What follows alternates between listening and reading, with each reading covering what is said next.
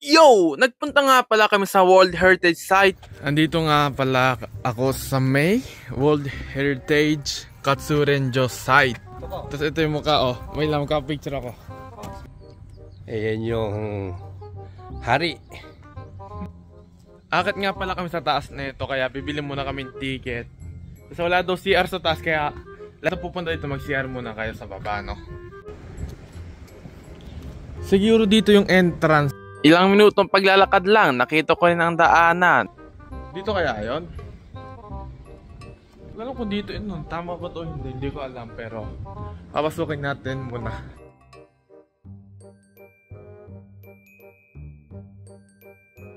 Ito nga guys, yung dito nga pasokan ako.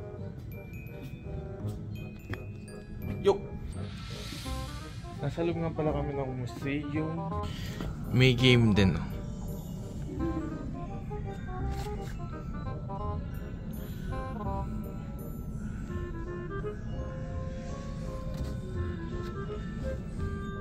Hindi natin maintindihan, kaya wag na pala.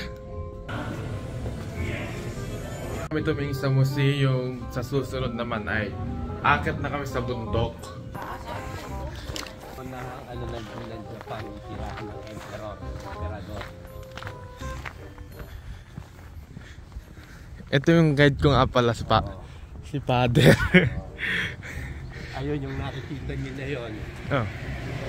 Yun ang kauna-una ang ano ng dynasty, Ming Dynasty pa nung itinayo ito. 700 BC ayon sa nakasulat sa kanina.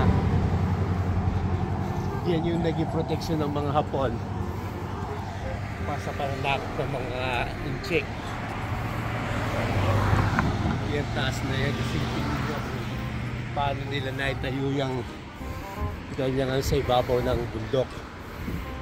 Sasakay pa kami ng cable car para lang makapunta. Magtatayo nga pala ng ramen. Ano pangalan ng ramen? Rapsa. Butarapsa. Magtatayo nga pala si Father ng Butarapsa. Yung mga Pinoy katulad natin, guys.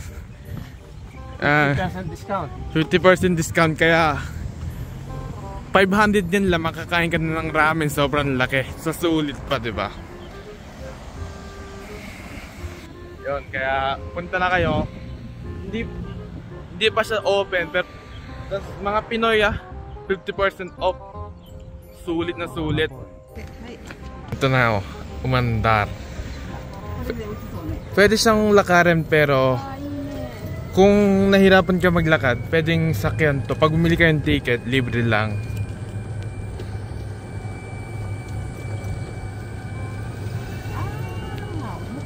Maraming saging dito. Para sa Pilipinas ka na. Pag ginamit mo daw yung hagdan na yon, walking 4 minutes mahigit daw. Ganda ng view.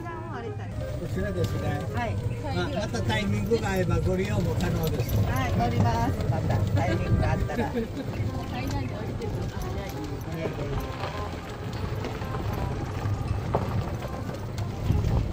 はい、お客様。こちらまで。Hanggang dito lang pala, tapos kami na hanggang dun, akyatin namin yun.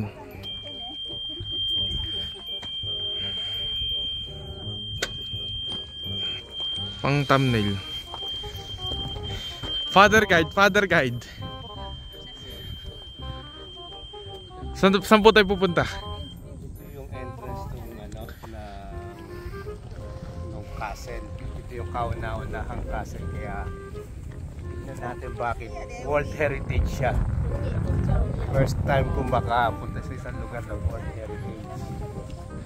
Nakita nga pala natin kanina parang bato.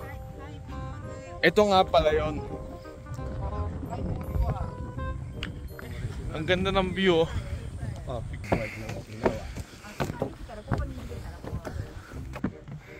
Sa sobrang taas ng lugar, medyo inihingal na ako. Pero iniisip ko yung magandang view, kaya dire-diretso lang tayo maglakad.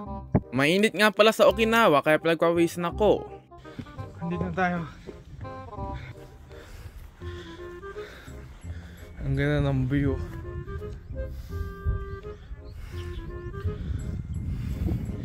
Akyatin natin guys maya maya.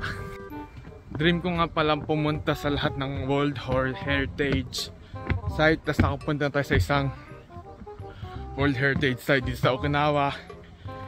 Kaya mag-subscribe na kayo and comment nyo kung saan nyo gusto pumunta sa susunod. Tara puntahan natin yun, no. Nakakit na nga pala ako sa pinakamataas. Tapos nakita ko tong view na to. Ito talaga ang reason kaya tinatawag na ito ang World Heritage Site ng Japan. Mga kalahating oras lang kami sa taas, tapos bumaba na kami. Kasi ang bus, may oras. Kapag naglakad ka pababa, medyo napapagod. So, tapos na tayo magpunta sa may World Heritage Site.